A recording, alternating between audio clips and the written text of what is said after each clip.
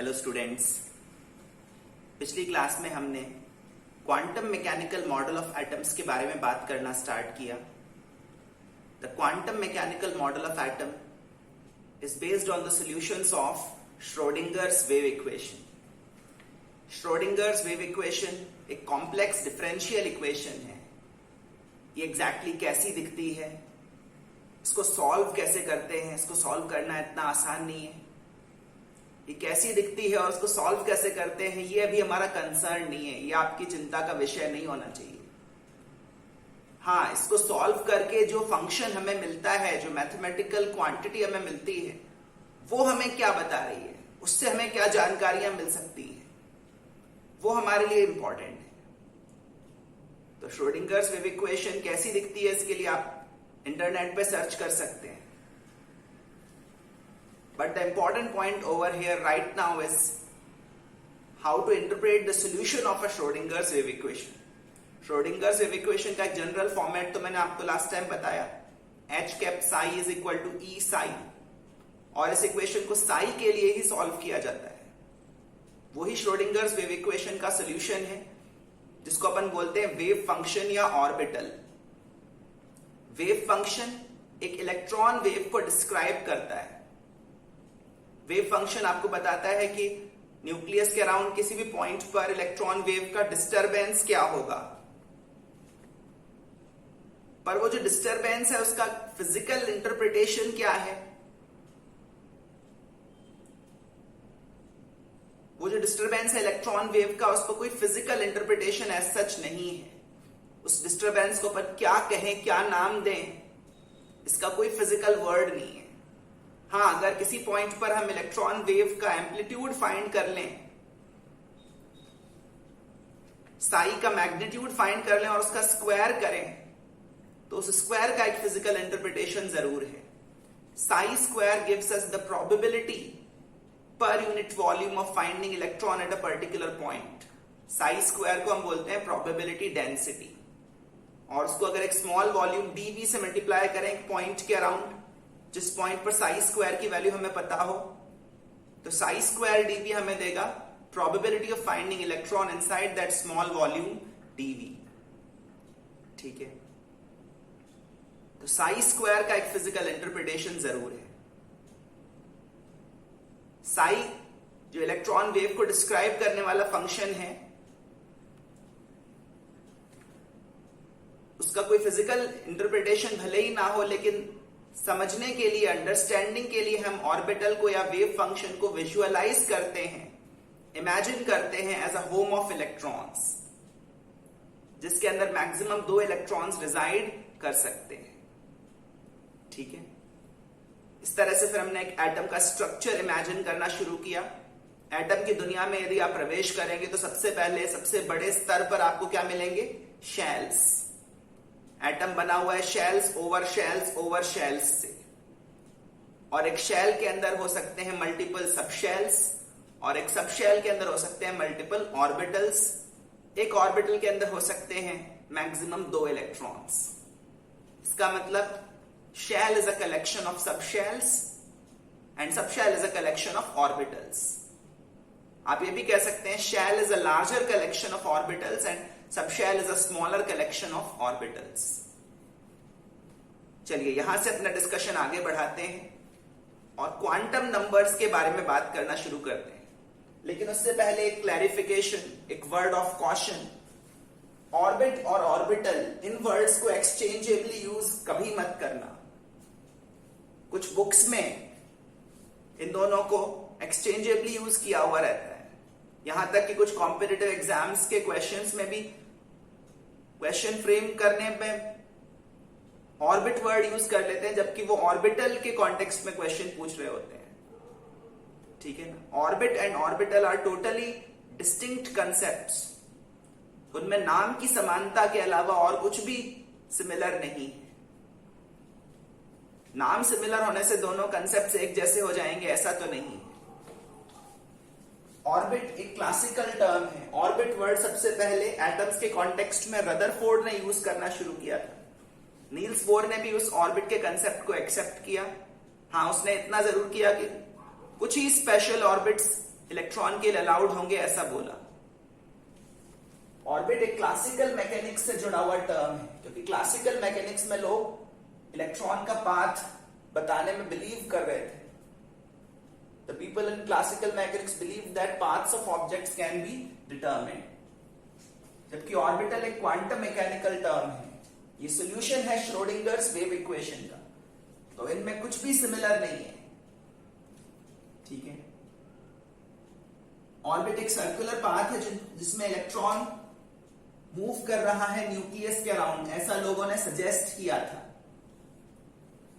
हालांकि आज ये बात हम सही नहीं मानते। जब इलेक्ट्रॉन की पोजीशन और वेलोसिटी में सिग्निफिकेंट अनसर्टेनिटी है तो उसकी पाथ बताना संभव नहीं है। ऑर्बिट का कंसेप्ट अब रिजेक्ट हो चुका है। Orbit is now a rejected concept, ठीक है। ऑर्बिटल है श्रोडिंगर्स वेव इक्वेशन का सॉल्यूशन, वेव फंक्शन है इलेक्ट्रॉन का। हालांकि इलेक्ट्रॉन का जो वेव फंक्शन है, इलेक्ट्रॉन वेव आखिर क्या चीज है, उसका कोई फिजिकल इंटरप्रिटेशन नहीं है। ऑल्दो साई स्क्वायर का एक फिजिकल इंटरप्रिटेशन जरूर है, बट हमारा ये विजुअलाइजेशन रहेगा आगे से, और ये स्टैंडर्ड विजुअलाइजेशन है। सिर्फ मैंने अपने स्तर पर ये विजुअलाइजेशन बनाया है, ऐसा नहीं है।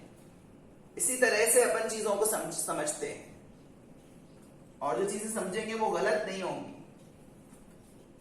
तो ऑर्बिटल को हम विजुअलाइज करते हैं as a home of electrons in atoms, a home which can house a maximum of 2 electrons. Orbital is a valid concept in the present quantum mechanical model of atoms. तो ये इनका difference है। In fact इनमें तो difference ही difference है, समानता कोई है ही नहीं। नाम सचिन रख देने से कोई सचिन तेंदुलकर तो नहीं बन जाएगा, ठीक है ना। तो बस नाम की समानता है और कुछ भी समान नहीं। The similarity begins with the name and ends with the name. There's nothing similar except the name, right? चलिए आगे बढ़ते हैं और ऑर्बिटल्स के बारे में ही चर्चा जारी रखते हैं। An orbital is completely specified. Orbital के बारे में जानकारी, अगर ऑर्बिटल को हम इलेक्ट्रॉन का घर मान रहे हैं तो उस घर का एड्रेस 3 क्वांटम नंबर से मिलता है। एक ऑर्बिटल के बारे में जितनी भी पॉसिबल इंफॉर्मेशन है, इलेक्ट्रॉन वेव न्यूक्लियस से कितना दूर तक जा रही है, उस इलेक्ट्रॉन वेव में कितनी एनर्जी है, उस इलेक्ट्रॉन वेव का एंगुलर मोमेंटम क्या है, वो इलेक्ट्रॉन वेव किस शेप में है, इलेक्ट्रॉन क्लाउड अगर है तो उस क्लाउड का साइज क्या है, उसका शेप क्या है, इस तरह की बातें, इस तरह की इंफॉर्मेशन 3 क्वांटम नंबर से मिलती है। ऑर्बिटल उन 3 क्वांटम नंबर्स पर डिपेंड करता है। An orbital is completely specified by a set of 3 quantum numbers.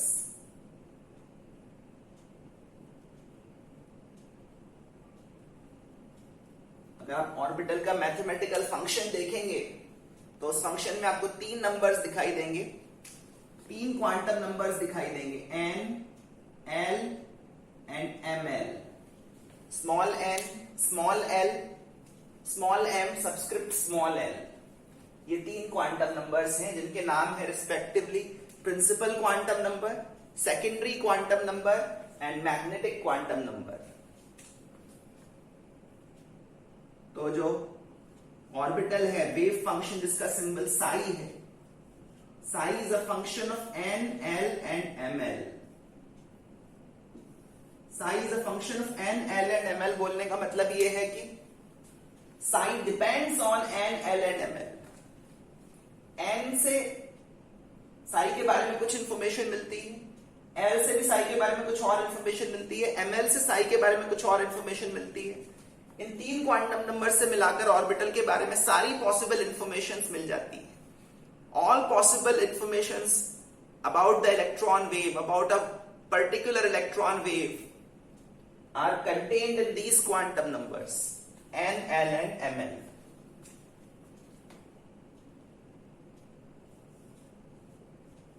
दूसरे वर्ड्स में, जैसा कि मैंने थोड़ी देर पहले कहा, अगर ऑर्बिटल इलेक्ट्रॉन का घर है तो उस घर का एड्रेस, उस घर के बारे में सारी जानकारियां, उसका शेप, उसका साइज, ये सब इन 3 क्वांटम नंबर से पता चल जाता है। इनको क्वांटम नंबर्स क्यों कह रहे हैं? क्योंकि इनकी खुद की वैल्यूज क्वांटाइज्ड होंगी। ये फिक्स्ड गैप्स में वैल्यूज अक्वायर किया करेंगे।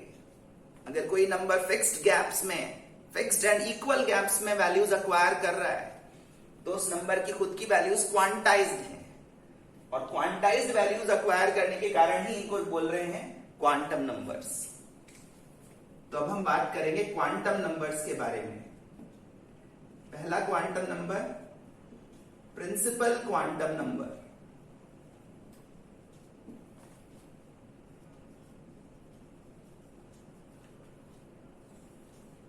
सिंबल है स्मॉल एन। प्रिंसिपल का मतलब होता है मेन, हेड। तो ऑर्बिटल के बारे में जो मेन इंफॉर्मेशंस हैं, मोस्ट यूजफुल इंफॉर्मेशंस हैं, वो प्रिंसिपल क्वांटम नंबर से मिलती है। सबसे पहले तो जानते हैं प्रिंसिपल क्वांटम नंबर कैसी वैल्यूज अक्वायर करता है। इन क्वांटम नंबर्स की क्या क्या वैल्यूज अलाउड हैं वो क्वांटम मैकेनिकल मॉडल में फिक्स कर दिया गया है। जो वैल्यूज अलाउड हैं उनके अलावा कोई और वैल्यू हम अपनी मर्जी से नहीं ले सकते। क्वांटम नंबर्स को समझना इसलिए जरूरी है क्योंकि ऑर्बिटल के बारे में अलग अलग इंफॉर्मेशन अलग अलग क्वांटम नंबर्स से मिलती है। Principal quantum number acquires positive integral values. Positive integers में वैल्यूज एक्वायर करता है starting from 1, 2, 3, 4 and so on.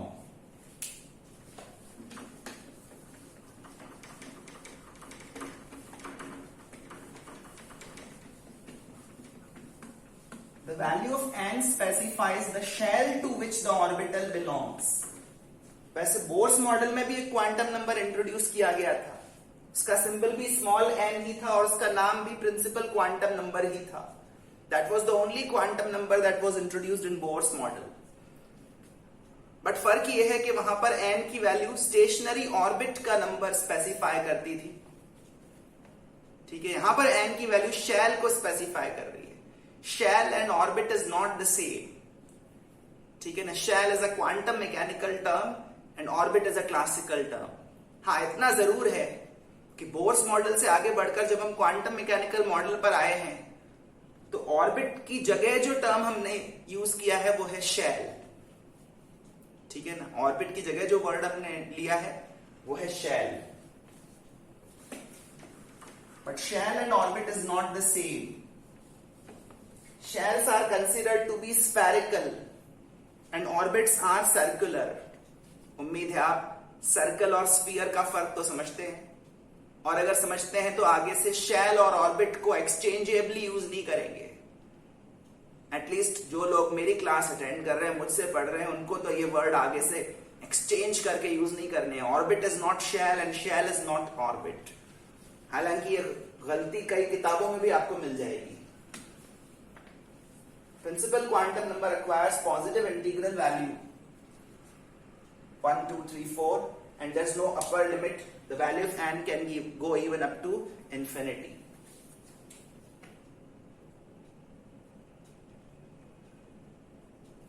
The value of n specifies the shell to which the orbital belongs.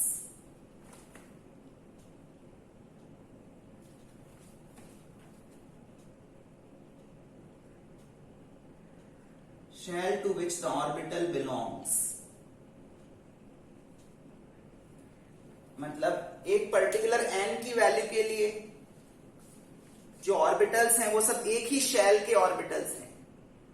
All orbitals for which the value of n is 3 belong to third shell. All orbitals for which the value of n is 4 belong to the fourth shell of the atom.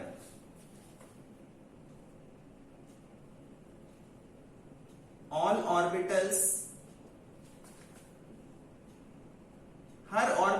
साथ ये 3 numbers associated रहते हैं। ये 3 numbers जो हैं n, l और ml, ये एक ऑर्बिटल का एड्रेस है।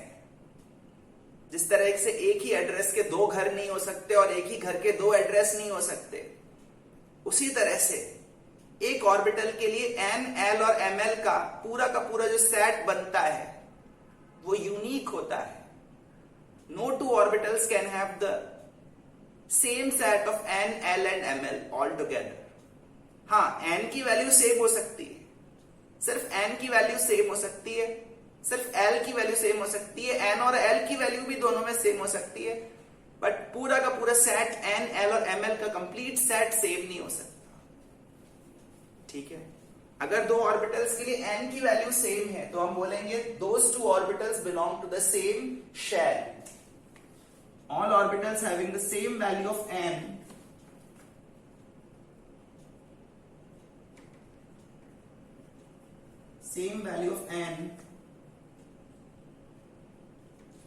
belong to the same shell.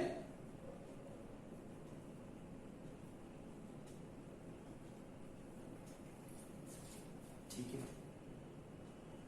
और शेल्स को lettered symbols, lettered designations, lettered names भी दिए गए हैं, स्टार्टिंग फ्रॉम इंग्लिश लेटर के। के से ही क्यों स्टार्ट किया, इसको कोई विशेष कारण नहीं है। एन की वैल्यू 1 के कोरिस्पॉन्डिंग शेल का सिंबल है के, और उसके बाद अल्फाबेटिकल ऑर्डर में। अल्फाबेटिकल ऑर्डर तो आप जानते ही होंगे। के से क्यों शुरू किया, इसका कोई पर्टिकुलर रीजन नहीं है। हाँ, अगर आप ज्यादा ही क्यूरियस हैं तो रीजन ये है कि कहीं से भी स्टार्ट करते तो भी आप यही सवाल पूछते हैं कि यहीं से क्यों स्टार्ट किया, तो कहीं ना कहीं से तो स्टार्ट करना ही था। इवन अगर ए से स्टार्ट करते तो भी लोग पूछते कि ए से ही क्यों स्टार्ट किया। ठीक है ना, पर वो क्वेश्चन ज्यादा इंपॉर्टेंट नहीं है। Starting from K, alphabetical order में शेल्स को सिंबल्स दिए गए, K, L, M, N and so on. 5th shell की कोरिस्पॉन्डिंग सिंबल हो जाएगा ओ। ठीक है, the value of n specifies the shell to which the orbital belongs. इसके अलावा n से क्या जानकारी मिलती है,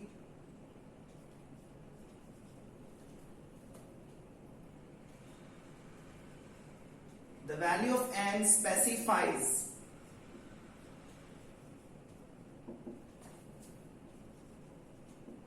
the extent to which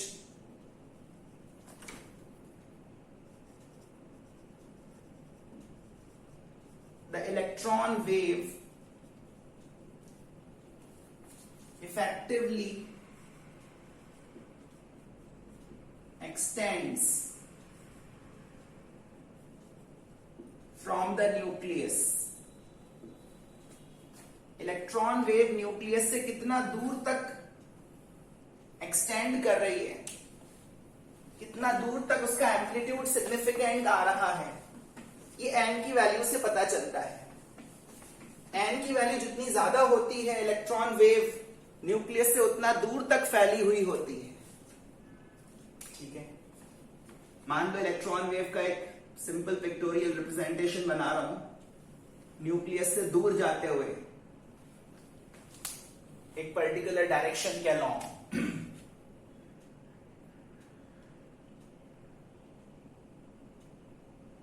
suppose electron wave का इंटरप्रिटेशन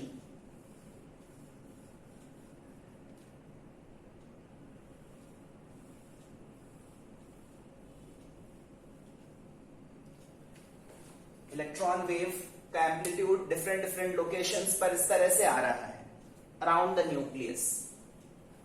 एक पर्टिकुलर डिस्टेंस के बियॉन्ड एम्पलीट्यूड इतना छोटा हो जाता है कि वहां पर इलेक्ट्रॉन के मिलने की प्रोबेबिलिटी नेग्लिजिबल हो जाती है। ठीक है, ये वाली जो इलेक्ट्रॉन वेव है, ये न्यूक्लियस से कितना दूर तक जा रही है, ये डिस्टरबेंस कितना दूर तक सिग्निफिकेंट है, ये n की वैल्यू से पता चलता है। n की वैल्यू छोटी होती है तो इलेक्ट्रॉन वेव छोटे ही रीजन में कन्फाइंड होती है, n की वैल्यू बड़ी होती है तो इलेक्ट्रॉन वेव लार्जर रीजन में कन्फाइंड होती है। और अगर इलेक्ट्रॉन वेव लार्जर रीजन में कन्फाइंड है तो हम बोलेंगे कि ऑर्बिटल का साइज बड़ा है। हम ये भी बोलेंगे कि इलेक्ट्रॉन की न्यूक्लियस से दूरी, एवरेज दूरी भी ज्यादा है। ध्यान रहे, इलेक्ट्रॉन की न्यूक्लियस से कोई फिक्स्ड डिस्टेंस नहीं है। जैसे ऑर्बिट में होता था कि इलेक्ट्रॉन की न्यूक्लियस से एक फिक्स्ड डिस्टेंस रहती थी, लेकिन क्वांटम मैकेनिकल मॉडल में इलेक्ट्रॉन कभी न्यूक्लियस के पास भी मिल सकता है, कभी दूर भी मिल सकता है। ठीक है, लेकिन n की वैल्यू जितनी छोटी होगी, इलेक्ट्रॉन के पास में मिलने के चांसेस ज्यादा होंगे। n की वैल्यू जितनी बड़ी होगी, इलेक्ट्रॉन के न्यूक्लियस से दूर रहने के चांसेस ज्यादा होंगे। The value of n specifies the extent to which the electron wave extends from the nucleus, effectively extends from the nucleus.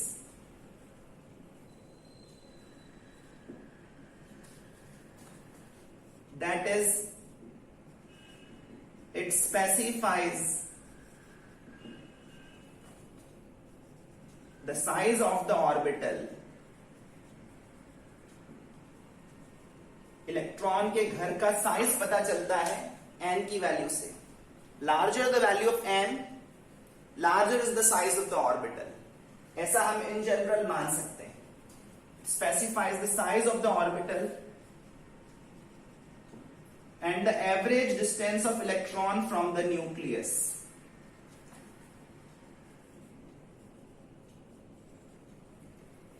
ध्यान रहे, क्वांटम मैकेनिकल मॉडल में जब भी आप इलेक्ट्रॉन वर्ड सुने तो आप इलेक्ट्रॉन पार्टिकल के बारे में ना सोचें, इलेक्ट्रॉन वेव के बारे में सोचें, इलेक्ट्रॉन क्लाउड के बारे में सोचें। आपके माइंड में ये जो अंडरस्टैंडिंग है ये फिट हो जानी चाहिए। Now when ever you think about electron, think about a wave, think about a cloud, don't think about a particle. ठीक है ना? इसी वजह से मैं इलेक्ट्रॉन की एक फिक्स्ड डिस्टेंस नहीं बता रहा हूं। अगर इलेक्ट्रॉन पार्टिकल होता तो अपन उसकी फिक्स दूरी भी बता पाते, लेकिन इलेक्ट्रॉन के मिलने का चांस कभी न्यूक्लियस के पास में बढ़ता है, कभी दूर बढ़ता है। मतलब इलेक्ट्रॉन एग्जैक्टली कहां है वो हम लोकेट नहीं कर सकते, इसीलिए हम एवरेज डिस्टेंस की बात कर रहे हैं। Average distance of electron from the nucleus.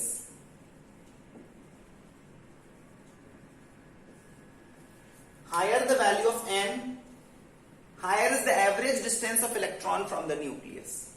n की वैल्यू बढ़ने के साथ साथ electron on an average nucleus से ज्यादा दूर है, ऐसा माना जाता है।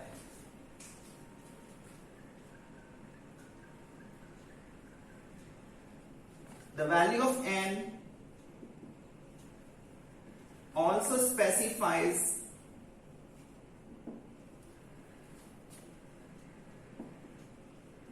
the energy of an orbital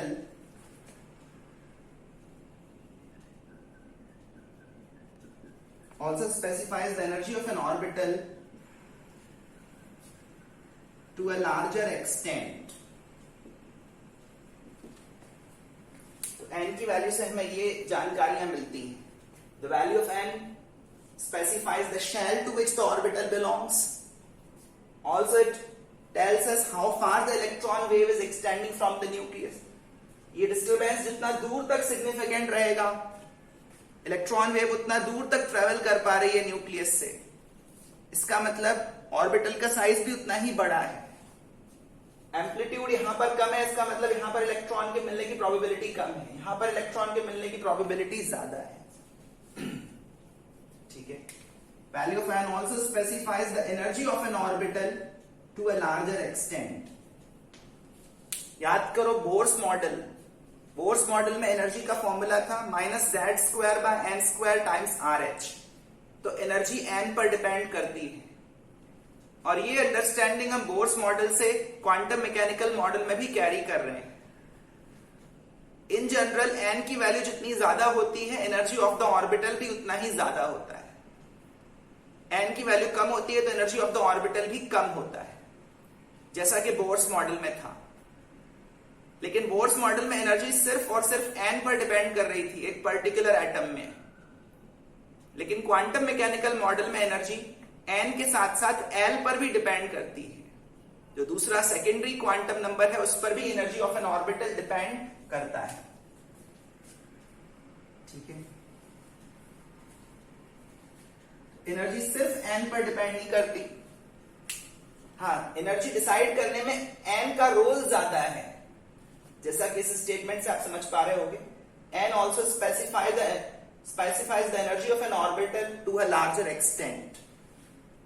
n और l में अगर देखा जाए तो एनर्जी डिसाइड करने में l के मुकाबले n की इंपॉर्टेंस ज्यादा है। तो n बढ़ने से क्या क्या बढ़ेगा? n बढ़ने से ऑर्बिटल का साइज बढ़ेगा, n बढ़ने से इलेक्ट्रॉन की न्यूक्लियस से एवरेज डिस्टेंस बढ़ेगी, n बढ़ने से ऑर्बिटल की एनर्जी भी बढ़ेगी।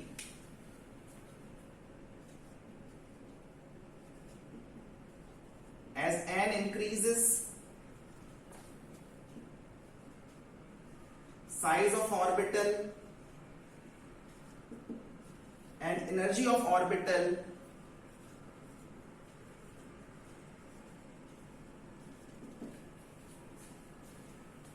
usually increases.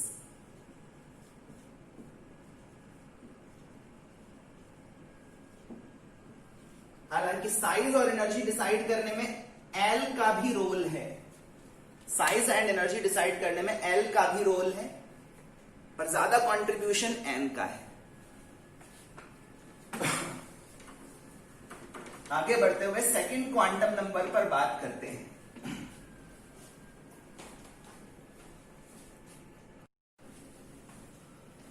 चलिए, तो सेकंड क्वांटम नंबर के बारे में बात करते हैं।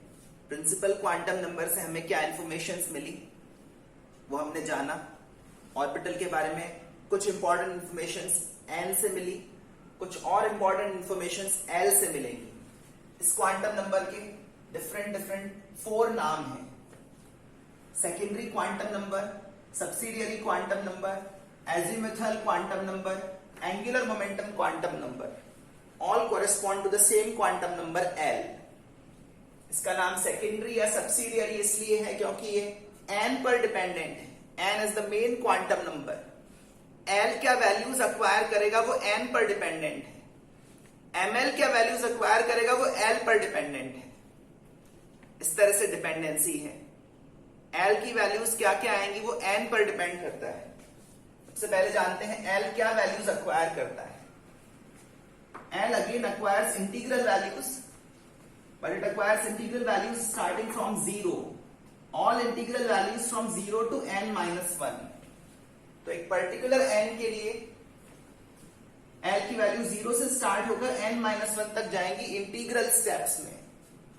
l की हर डिफरेंट वैल्यू एक डिफरेंट सबशेल को कॉरेस्पॉन्ड करती है।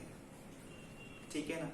जिस तरह से n की हर वैल्यू एक डिफरेंट शेल को कॉरेस्पॉन्ड करती थी, ऐसे ही l की हर एक डिफरेंट वैल्यू एक डिफरेंट सबशेल को कॉरेस्पॉन्ड करती है। एक पर्टिकुलर n के लिए l की जितनी डिफरेंट वैल्यूज आती हैं उतने ही सबशेल्स होते हैं एक पर्टिकुलर शेल में। फिर से सुन लीजिए, क्योंकि l की हर वैल्यू एक डिफरेंट सबशेल है, तो एक पर्टिकुलर n के कॉरेस्पॉन्डिंग l जो जो वैल्यूज अक्वायर करेगा, जितनी वैल्यूज अक्वायर करेगा उतने ही सबशेल्स होंगे एक पर्टिकुलर शेल में। एल से हमें सबशेल के बारे में इंफॉर्मेशन मिलती है। ठीक है, each value of L stands for a particular subshell, stands for a particular subshell.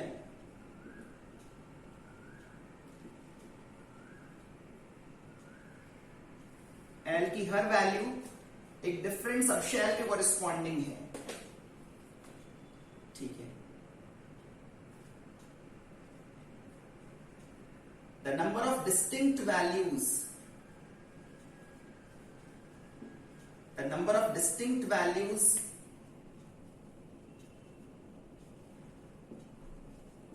that L acquires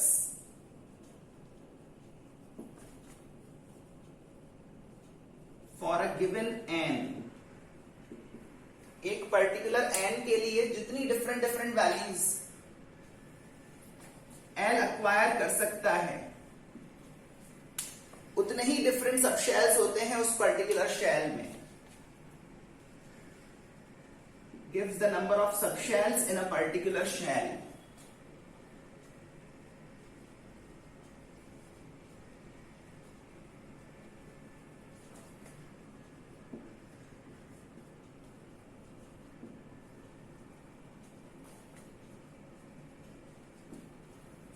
ये बात तो ज्यादा मुश्किल नहीं है। जैसे अगर क्लास के हर स्टूडेंट को एक रोल नंबर दे दिया जाए और फिर मैं बोलूं कि कितने रोल नंबर्स हैं काउंट करो, कितने डिस्टिंक्ट रोल नंबर्स हैं, तो जितने डिस्टिंक्ट रोल नंबर्स होंगे उस क्लास में उतने ही डिस्टिंक्ट स्टूडेंट्स होंगे उस क्लास में।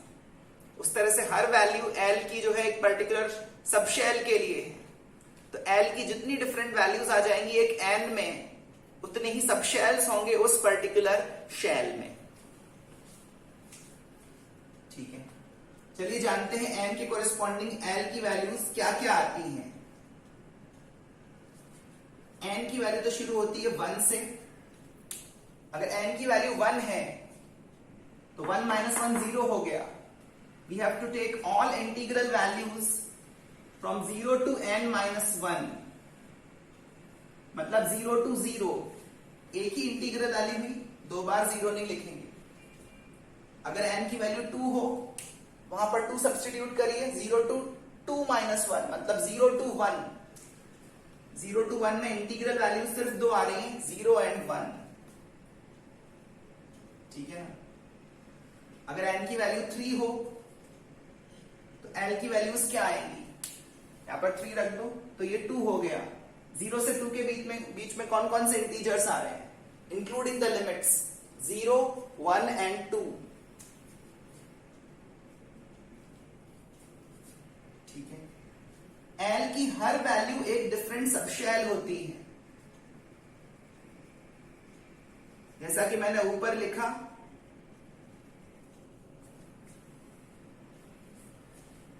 The number of distinct values, जितनी अलग अलग वैल्यूज L की आएंगी एक गिवन n में, उतने ही सबशेल्स होंगे उस पर्टिकुलर शेल में। तो n की वैल्यू 1 अगर है तो L की एक ही वैल्यू आ रही है, इसका मतलब फर्स्ट शेल में एक सबशेल है। 2 होने पर 2 वैल्यूज आ रही है, इसका मतलब सेकंड शेल में 2 सबशेल्स हैं।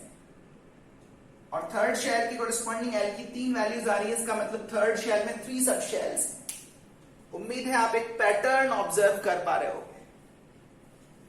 थर्ड शेल में 3 शेल्स हैं, थर्ड शेल में 3 सबशेल्स हैं, सेकंड शेल में 2 सबशेल्स हैं। तो फोर्थ शेल में कितने सबशेल्स होंगे, 4 सबशेल्स। और एक बात ऑब्जर्व करो, n की वैल्यू जो होती है उससे बस एक कदम पीछे तक l की वैल्यूज आती हैं, स्टार्टिंग फ्रॉम 0। तो अगर n 4 है तो l की वैल्यू 3 तक आएगी, स्टार्टिंग फ्रॉम 0। बस इतना माइंड में फिट कर लो। अगर n की वैल्यू 7 है तो l की वैल्यू 6 तक आएगी, स्टार्टिंग फ्रॉम 0। मतलब 0, 1, 2, 3, 4, 5, 6, these will be the distinct values of L, and each distinct value corresponds to a distinct subshell. So we will have 4 subshells in fourth shell. Fifth subshell में कितने shells हो जाएंगे, 5 subshells and so on. तो यहां से हमें एक general result पता चल रहा है, nth shell में n subshells होते हैं।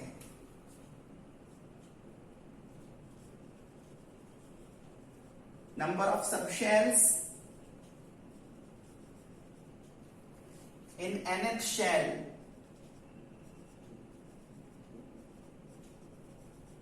equals n. फिफ्थ शेल में 5 सबशेल्स, सिक्स्थ शेल में 6 subshells. Number of subshells in nth shell equals n। जिस तरह से n की हर वैल्यू एक डिफरेंट शेल है और उसको एक लेटर्ड डेजिग्नेशन दिया गया है, वैसे ही l की हर डिफरेंट वैल्यू एक डिफरेंट सबशेल है और उसको भी एक लेटर्ड डेजिग्नेशन दिया गया है। चलिए जानते हैं l की वैल्यूज के बारे में, लेटर्ड सिंबल्स के बारे में।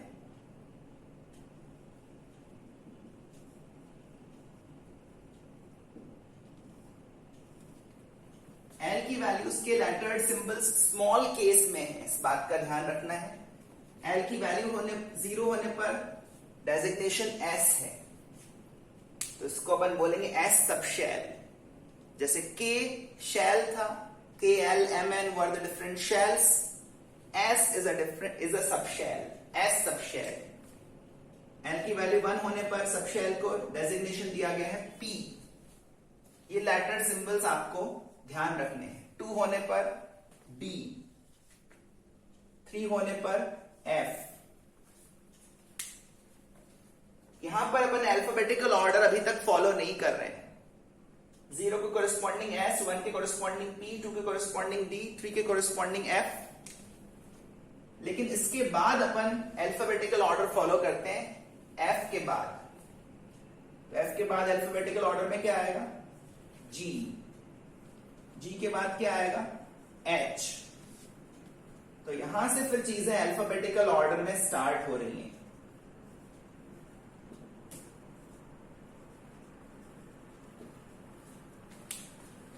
ठीक है, ये जो S P D F symbols हैं, इनके पीछे कुछ हिस्ट्री भी है, कुछ कारण भी है कि ये सिंबल्स आए हैं। ये जो लेटर्स हैं, इनके पीछे कुछ फुल फॉर्म्स भी हैं। जैसे ये जो लेटर एस है, it is derived from sharp. This letter P is coming from the word principal. The letter D is coming from the word diffuse.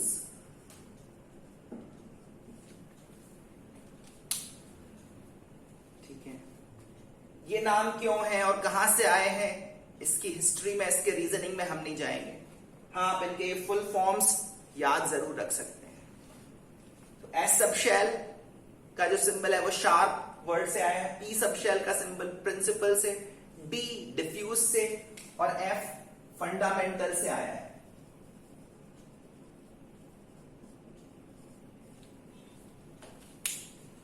अभी तक, आज की डेट तक जितने भी एलिमेंट्स डिस्कवर्ड हैं, लगभग 118 एलिमेंट्स नोन हैं आज की डेट में। उनमें इलेक्ट्रॉन्स भरने के लिए, उनके इलेक्ट्रॉनिक कॉन्फ़िगरेशंस लिखने के लिए हमें S subshell, P subshell, D subshell और एफ सब शेल तक की जरूरत पड़ी।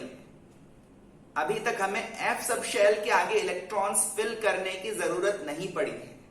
ग्राउंड स्टेट में, लोएस्ट एनर्जी स्टेट में, ठीक है, कोई सा भी एटम हो, 118वां एलिमेंट भी अगर आप ले लें तो भी उसके अंदर जो इलेक्ट्रॉन्स की फिलिंग है, इलेक्ट्रॉन्स को जो हमने घर असाइन किए हैं, वो घर एफ सब शेल तक ही असाइन किए गए हैं।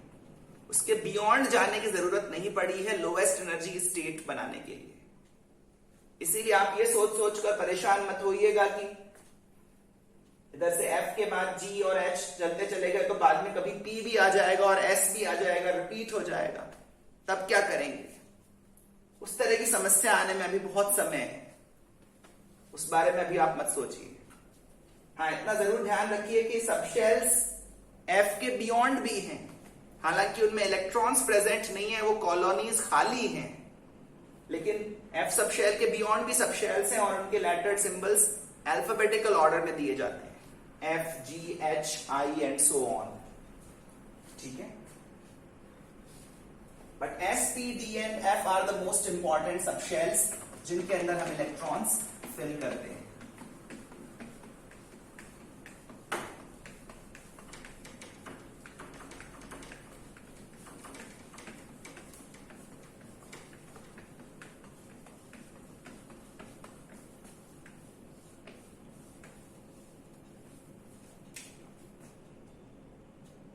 अब हम शेल वाइज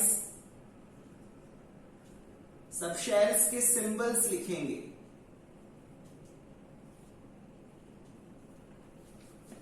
फर्स्ट शेल के शेल में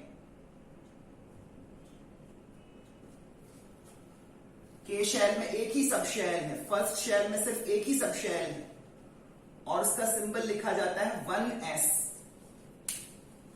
1s सब शेल जो सिंबल है वो हमें दो चीजें बता रहा है। पहला तो ये कि ये फर्स्ट शेल का सब शेल है और दूसरा ये कि ये एस सब शेल है। तो ये 1 जो है ये n की वैल्यू बता रहा है। और ये S जो है वो L की वैल्यू बता रहा है। सब शेल्स का सिंबल लिखते समय हम फ्रंट में N की वैल्यू भी लिखते हैं। देखिए सब शेल को स्पेसिफाई करने के लिए N भी चाहिए। N and L taken together specify the subshell। क्योंकि ये जो S सबशेल है ये तो सभी शेल्स में प्रेजेंट होता है। आप देखिए थोड़ी देर पहले मैंने जो टेबल बनाई थी उसको देखिए, उसमें L की वैल्यू 0 जो है वो हर शेल में आ रही है। फर्स्ट में भी, सेकंड में भी, थर्ड में भी, फोर्थ में भी, हर शेल में L की वैल्यू 0 आ रही है। तो सिर्फ S बोल देने से फिर वो सब शेल स्पेसिफाई नहीं होगा। हमें यह भी बताना पड़ेगा कि वो कौन से शेल का S सब शेल है। इसीलिए फ्रंट में हमें N की वैल्यू भी लगानी पड़ेगी। जिस तरह से सिर्फ वैशाली नगर बोल देने से ये स्पेसिफाई नहीं हो जाता कि हम अजमेर के वैशाली नगर की बात कर रहे हैं या जयपुर के वैशाली नगर की बात कर रहे हैं या दिल्ली के वैशाली नगर की बात कर रहे हैं। आपको कॉलोनी स्पेसिफाई करने के लिए सिटी भी बताना पड़ता है। सिटी स्पेसिफाई करना फर्स्ट लेवल ऑफ इंफॉर्मेशन है, उसके बाद आप कॉलोनी बताते हैं। ठीक है ना। शास्त्री नगर नाम की कॉलोनी पूरे देश में सैकड़ों शहरों में होंगी, ये बात मैं दावे से कह सकता हूं। तो सिर्फ शास्त्री नगर बताने से ये स्पेसिफाई नहीं हो पाएगा। पोस्टल डिपार्टमेंट को ये पता नहीं चल पाएगा कि आप कौन से शहर के शास्त्री नगर में भेजना चाह रहे हैं। आपकी जो पोस्ट है, आपकी जो डाक है, वो सही जगह तभी पहुंचेगी जब आप सिटी भी स्पेसिफाई करेंगे। ऐसे ही सब शेल की पहचान सही तभी हो पाएगी जब आप शेल भी बताओगे।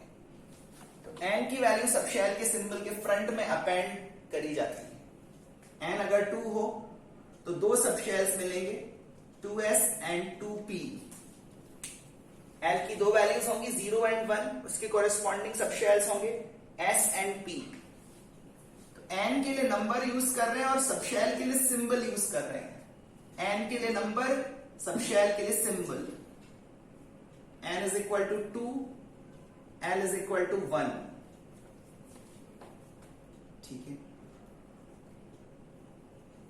थर्ड शेल में L की 3 वैल्यूज है 0, 1, 2।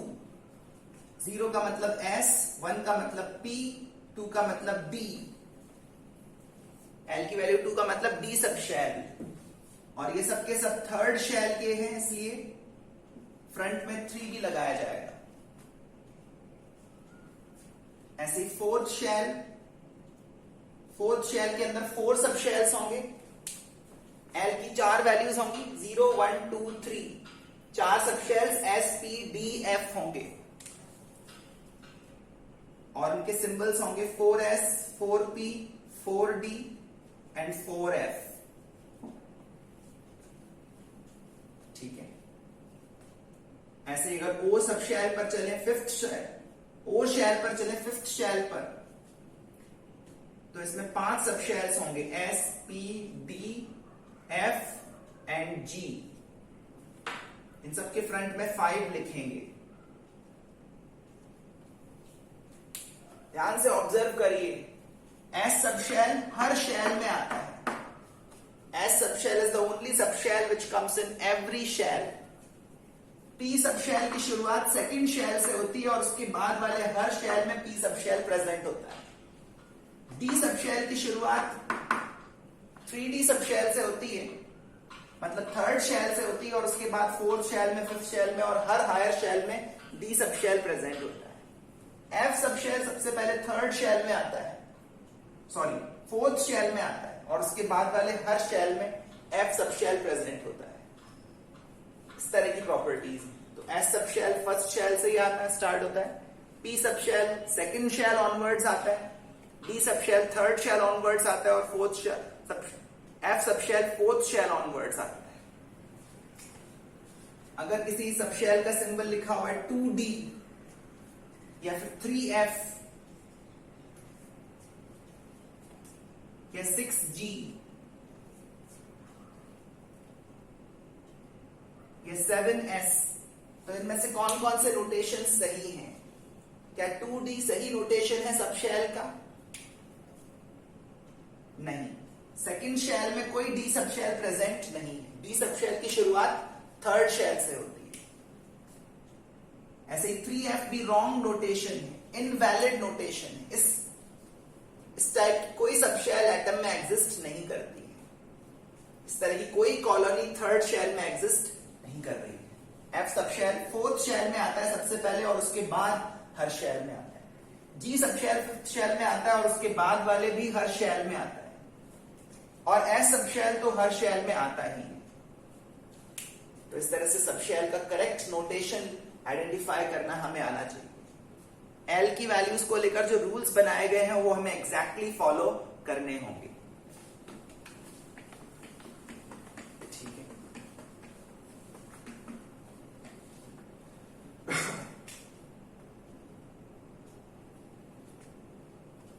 तो ये तो बात हुई सब शेल्स के सिंबल्स की।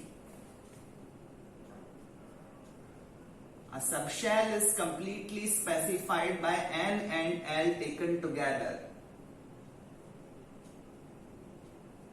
सिर्फ L से ही सबशेल स्पेसिफाई नहीं होता। शेल स्पेसिफाई करने के लिए सिर्फ N चाहिए। सबशेल स्पेसिफाई करने के लिए N और L दोनों चाहिए। ऑर्बिटल स्पेसिफाई करने के लिए N, L के साथ साथ Ml भी चाहिए। A subshell is completely specified by N and L taken together.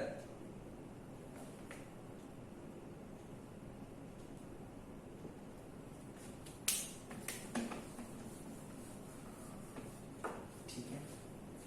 चलिए अब जानते हैं L से हमें और क्या इंफॉर्मेशन मिलती है। सबशेल स्पेसिफाई करने के अलावा ऑर्बिटल के बारे में क्या जानकारी मिलती है।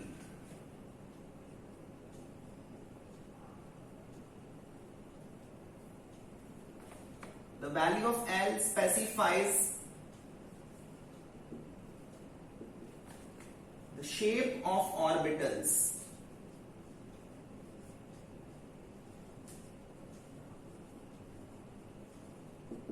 The value of L specifies the shape of orbitals.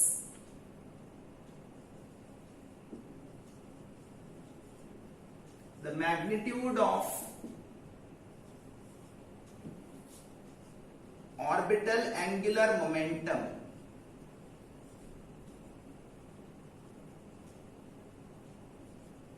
The magnitude of orbital angular momentum.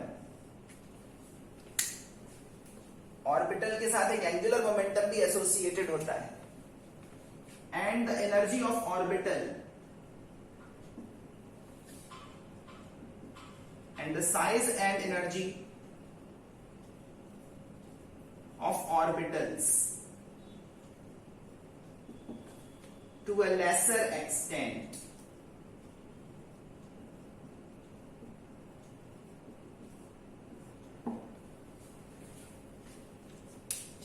L की वैल्यू से हमें ये इंपॉर्टेंट इंफॉर्मेशन मिलती है। शेप का पता चलता है, साइज का पता N से चल रहा था। वैसे साइज डिसाइड करने में L का भी थोड़ा रोल है, but size of an orbital is majorly decided by N. Higher the value of N, greater is the size of the orbital. तो इलेक्ट्रॉन का घर कितना बड़ा या छोटा है वो N की वैल्यू से मोस्टली डिसाइड हो जाता है, लेकिन उसका शेप क्या है वो L की वैल्यू से डिसाइड होता है। For a particular value of L, we have a particular shape of orbitals. एक पर्टिकुलर L की वैल्यू के लिए ऑर्बिटल्स का शेप फिक्स हो जाता है। मतलब एक सबशेल में आने वाले ऑर्बिटल्स का शेप सेम होता है। ठीक है। जैसे S सबशेल के ऑर्बिटल्स स्फेरिकल होते हैं शेप में, P सबशेल के ऑर्बिटल्स डम्बेल होते हैं शेप में। चाहे किसी भी शेल हो का P सबशेल हो, 2p हो या 3p हो या 4p सबशेल हो, उसके अंदर आने वाले ऑर्बिटल्स का शेप डम्बेल शेप्ड होता है। The value of L specifies the shape of orbitals. इस बारे में कुछ इंपॉर्टेंट बातें लिखते हैं।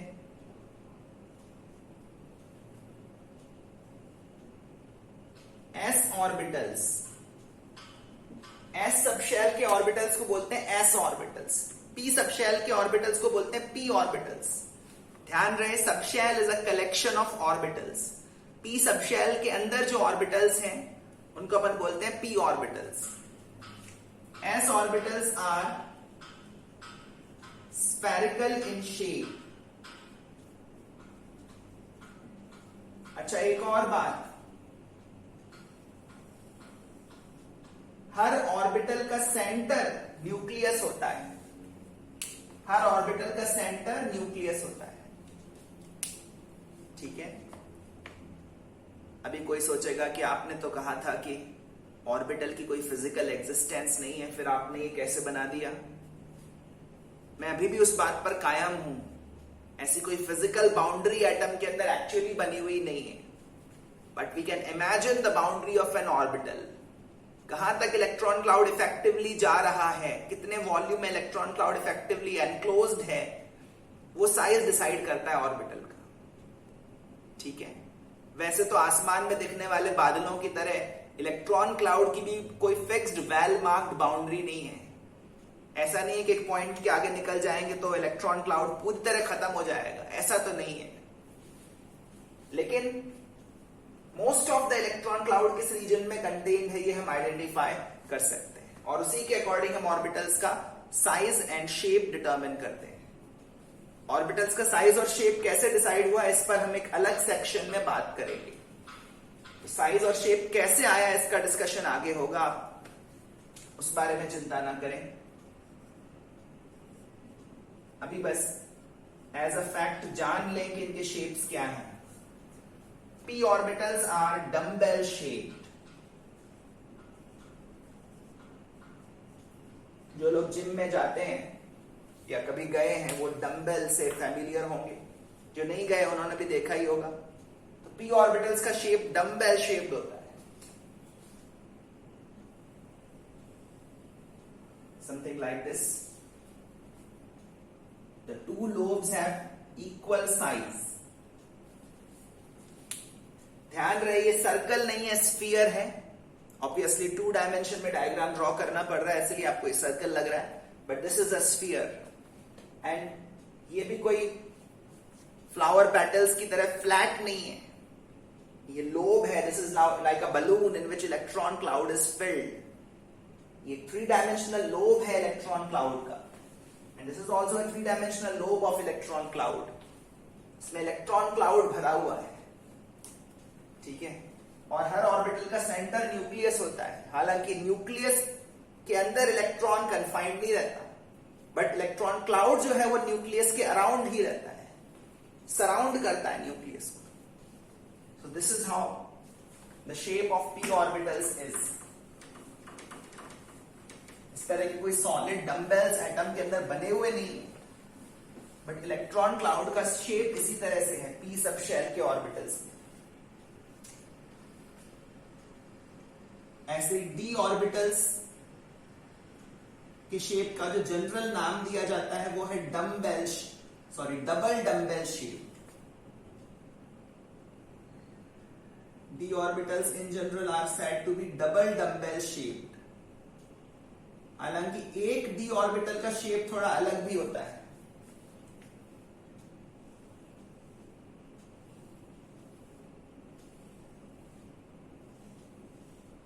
Double dumbbell shaped, something like this. All the 4 lobes are identical in terms of shape and size. अगर नहीं लग रहा है आइडेंटिकल तो वो बनाने वाले की गलती है. ठीक है. तो ये तो बात हुई ऑर्बिटल्स के शेप की. दूसरी जो जानकारी मिल रही है, डी ऑर्बिटल्स का शेप मैंने बताया. एफ ऑर्बिटल्स का शेप हाईली कॉम्प्लिकेटेड है, उसके डिस्कशन में हम नहीं जाएंगे, वो हमारे सिलेबस के स्कोप से भी बाहर है. एस, पी और डी ऑर्बिटल्स के शेप पर हम चर्चा करेंगे आगे भी.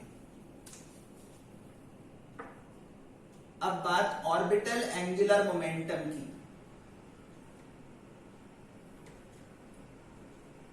ऑर्बिटल एंगुलर मोमेंटम, ऑर्बिटल के साथ associated angular momentum. Angular momentum particles के लिए किस तरह से डिफाइंड है, यह तो हमने बोर्स मॉडल में देखा था. ऑर्बिटल्स की कॉन्टेक्स्ट में एंगुलर मोमेंटम कैसे फाइंड कर रहे हैं उसके डिटेल्स में हम नहीं जाएंगे. हाँ, उसका एक डायरेक्ट फॉर्मूला जरूर लिखेंगे। ऑर्बिटल एंगुलर मोमेंटम का सिंबल कैपिटल एल और एंगुलर मोमेंटम क्वांटम नंबर का सिंबल स्मॉल एल। शायद इसका सिंबल स्मॉल एल रखने का कारण यही रहा होगा क्योंकि एंगुलर मोमेंटम हमें बताता है जिसका सिंबल कैपिटल एल होता है। ठीक है, ध्यान रहे स्मॉल एल का एक नाम एंगुलर मोमेंटम क्वांटम नंबर भी है और वो शायद इसीलिए है क्योंकि ये हमें एंगुलर मोमेंटम की वैल्यू बताता है। √L(L+1)h/2π। ध्यान रहे जब भी ऑर्बिटल एंगुलर मोमेंटम पूछा जाए तो यही फॉर्मूला लगाना, NH/2π मत लगा देना। NH/2π फॉर्मूला आपको बोर्स मॉडल के कॉन्टेक्स्ट में अप्लाई करना है। ठीक है ना, √L(L+1)h²।